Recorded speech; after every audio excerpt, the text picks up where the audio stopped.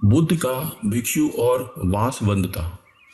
बुद्ध का एक शिष्य उनका उपदेश सुनकर भिक्षु हो गया। वह एक दिन नगर में भिक्षा मांगने गया।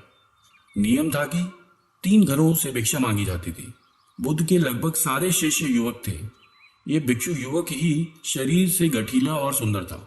एक तो वह यौवन के रंग में रंगा हुआ था, अर्थात तन में आकर्षण था। दूसरा मन पवित्र था, अर्थात मन में ईश्वरीय शक्ति भरी हुई थी। जिसका तन और मन दोनों सुंदर, वह परमात्मा के निकट है। वह भिक्षु एक घर के सामने भिक्षा मांगने के लिए रुका। वह मकान वासवदत्ता नामक एक वेश्या का था। वह भिक्षु की आवाज़ सुनकर तुरंत बाहर आई और द्वार पर देखा कि एक सुंदर नौजवान, जिसका शरीर गठा हुआ है एवं उसका मुख एक अलौकिक आभा से युक्त था। उसको देखकर ऐसा लग रहा था कि वह भिक्षु युवक शांति और आनंद में डूबा हुआ है। वेश्या उसे देखकर हैरान रह गई, जबकि वह स्वयं भी बहुत सुंदर थी। सारा वैशाली नगर उसके पीछे घूमता था कि वह हमको स्वीकार कर ले, हमसे विवाह कर ले, पर वह किसी को भी स्वीकार नहीं करती थी। उस बलिष्ठ और सुंदर नौजवान भिक्षु को देखते ही वासवदत्ता उसे अपना दिल दे बैठी। उसने भिक्षु से कहा, घर के भीतर आओ, तनिक बैठो। भिक्षु ने इनकार कर दिया। देवी, मैं अभी नहीं आ सकता। वैश्य ने कहा, भिक्षु कभी इनकार नहीं करते। कोई बुलाए तो उन्हें जाना चाहिए। मेरे भवन के भीतर आओ। हे भिक्षु, अगर भीतर आओगे तो कुछ ना कुछ पाओगे ही। भिक्षु ने कहा, अगर कुछ देना है तो द्वार पर ही दे। उस वेश्या का दिल और दिमाग उस युवक के आकर्षण में बिल्कुल डूब चुका था। उसको कुछ सुनाई ही नहीं दिया। वह भिक्षु कुछ क्षण रुककर आगे की ओर बढ़ गया।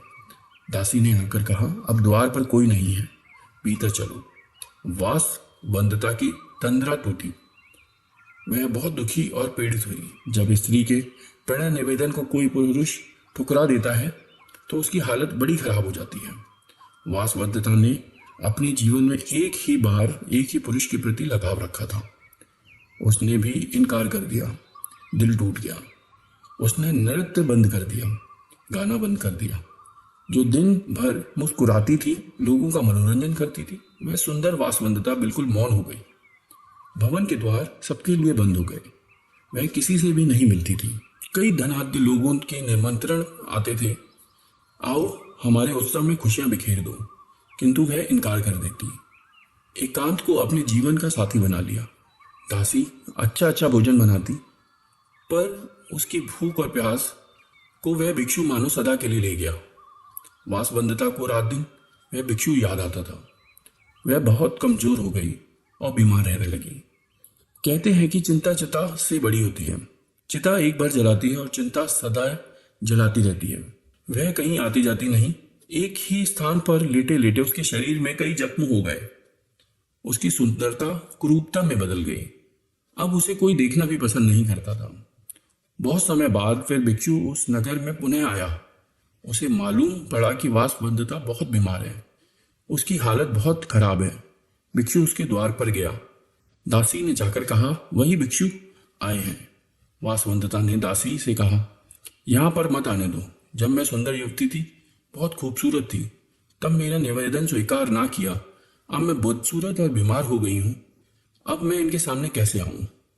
पर भिक्षु आ गए। हे देवी, आज तुझे मेरी जरूरत है। उस समय तेरी सुंदरता, तेरे नाच गाने से मोहित होने वाले हजारों थे, किंतु दुख की घड़ी में सब दूर हो जाते हैं। अब तू चिंता ना कर, शर्मिंदा मत हो। मैं तेरे पास रहकर तेरी सेवा करूंगा। भिक्षु ने पवित्र भाव से उसकी सेवा की। वासवदत्ता की वासना मिट गई। उसका विवेक जाग उठा। भिक्षु उसे बुद्ध के पास ले गए। उसने प्रार्थना की, मुझे दीक्षा दो।